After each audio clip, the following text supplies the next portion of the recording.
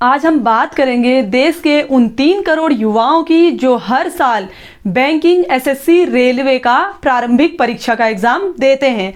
बात करेंगे उन युवाओं की जो सरकारी नौकरी का सपना देखते हैं। सरकार ने अब इन तीनों विभागों की अलग अलग परीक्षाओं के सिस्टम को पूर्ण तरीके से समाप्त कर दिया है। आज से सब कुछ बदल जाएगा। अब इन अलग अलग परीक्षाओं की जगह एक कॉमन एलिजिबिलिटी टेस्ट होगा जिसे आप कहेंगे सीईटी। अब हम बात करेंगे सीईटी के कुछ मोस्ट इंपोर्टेंट पॉइंट्स पे।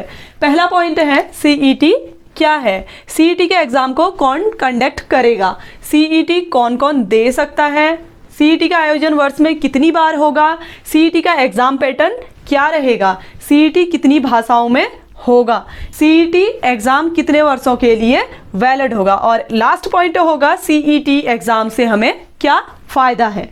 तो आज हम बात करेंगे सीईटी के इन कुछ पॉइंट्स पे। मेरा नाम है भावना शर्मा, स्वागत है आपका हमारे YouTube channel forms for you में। अगर आपने अभी तक हमारे चैनल को सब्सक्राइब नहीं किया हो तो चैनल को सब्सक्राइब करें एंड लेटेस्ट इन्फॉर्मेशन लेते रहें। तो चलिए स्टार्ट करते हैं हम अपना आज का ये टॉपिक। बात करते हैं सीईटी। सीईटी का फुल फॉर्म है कॉमन एलिजिबिलिटी टेस्ट।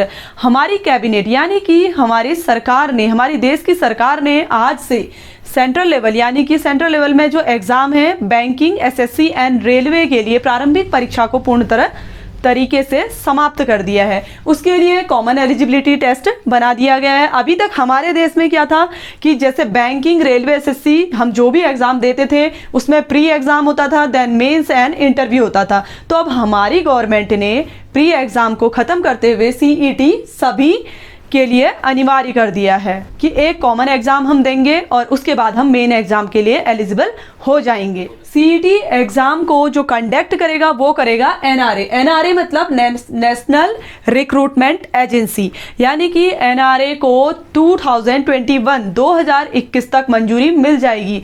भारत सरकार की कैबिनेट ने इसे मंजूरी दे दी है एंड 2021 में इसके थ्रू सीईटी के एग्जाम्स को कराना स्टार्ट कर दिया जाएगा। बात करें इस एग्ज़ाम को कौन कौन दे सकता है, तो इस एग्ज़ाम को अगर किसी बच्चे ने 10वीं पास कर लिया है या 12वीं पास कर लिया है या फिर ग्रेजुएशन आप कर चुके हैं तो इस एग्ज़ाम को दे सकते हैं।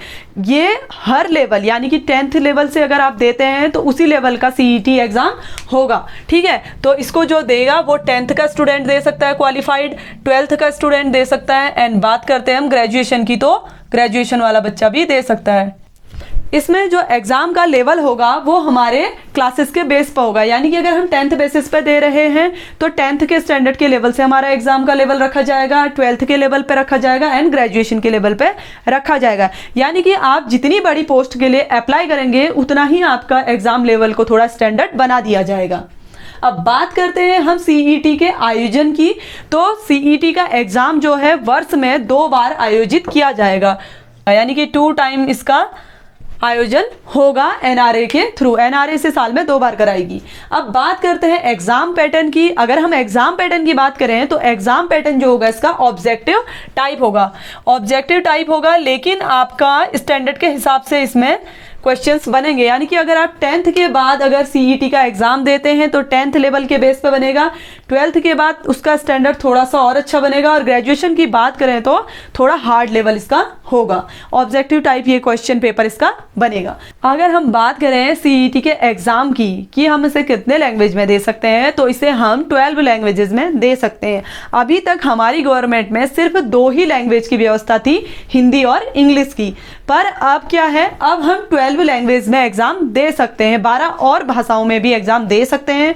जिस भी हम लोकेशन में रहेंगे या जिस स्टेट में हम रहेंगे वहाँ की जो स्थानीय भाषा होगी उसमें भी हम एग्ज़ाम दे सकते हैं। मे भी हो सकता है कि 22 के 22 लैंग्वेज में भी एग्ज़ाम कंडक्ट कराया जाए, बट अभी जो हमें फ़िलहाल क्लियर है वो है 12 लैंग्वेज में ये एग्ज़ाम कराया जाएगा। अगर हम बात करें सीईटी एग्ज़ाम की कितने वर्ष के लिए वैलिड होगा, तो सीईटी का जो एग्ज़ाम है यदि आप क्वालिफाइड इस एग्ज़ाम को कर लेंगे तो ये आपका जो सर्टिफिकेट रहेगा वो 3 ईयर के लिए वैलिड रहेगा। आप 3 इयर्स तक एग्जाम्स दे सकते हैं, वो बैंकिंग का हो या रेलवे का हो, एसएससी का हो, किसी भी सीक्वेंस में एग्जाम आप दे सकते हैं 3 साल तक। अगर हम बात करें सीईटी के एग्ज़ाम का हमें क्या फ़ायदा होगा, अगर हम बात करते हैं फ़ायदे की, तो फ़ायदा यह है कि इससे आपका समय और मनी दोनों की बचत होगी। अभी तक देखिए हम क्या करते थे, एग्ज़ाम देते थे, प्री का एग्ज़ाम देना होता था तो हमें फॉर्म भरना है, अगर हम एक बार क्वालिफाइड नहीं हो पाए हमें दोबारा फिर से फॉर्म भरना पड़ता था, फिर से हमारे पैसे लगते थे।